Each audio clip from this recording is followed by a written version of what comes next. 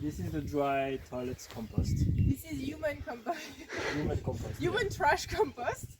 And this is the vegetables compost. I mean, it's gonna be scrap, kitchen scrap and for the garden. Vegetable waste. Here we have a hole in the middle, but here it will be 3 boxes. So I guess enough for the vegetables. Oh, and so you will exchange in between. I mean, you will. How you will then use it? Then you fill up one box. You fill the box. Then you don't touch it anymore. For this, it's up to 1 year, but usually it's 2 years from human waste. If you do it right with the vegetable compost, it can be up to 6 months.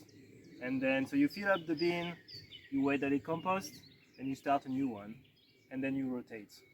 That's But you just wait and you don't do anything with it. Yeah, you need to make sure that you have a good balance of nitrogen and carbon.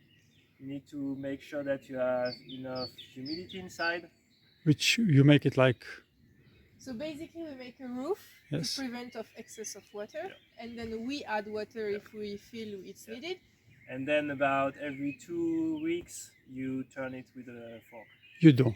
Yeah, to oxygenate it and to make it faster. You can do it without doing anything. It will just take way longer, but you can. Okay. But if you really want to do it faster and to have a good quality one, you need to oxygenate it. It's like 5 minutes every 2 weeks. So it's quite manageable. You don't have to rotate it. You just put the forks inside and aerate it that way. Yeah, you just mix it a bit. Yeah. And that's also a good time to see if there is enough water inside and how it is mixed, and then you start from that and then you experiment it and you see how it goes after.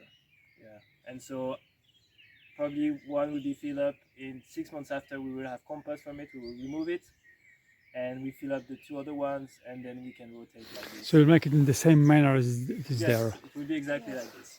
This one we just have, this middle one is not used. We only have dry carbonate materials to mix it with the compost, because it's mainly nitrogen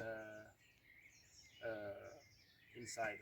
So we need to balance with a bit of hay and straw. It can be hay, straw, it can be leaves, dead leaves. Chopped, yeah. But this is gonna be like live material from the garden. I mean, the nitrogen source is the vegetables. Okay. Leaves. Cutting, yeah. Okay, the fresh stuff. Yeah. So basically, you combine the dry stuff, hay and leaves, and so with the fresh.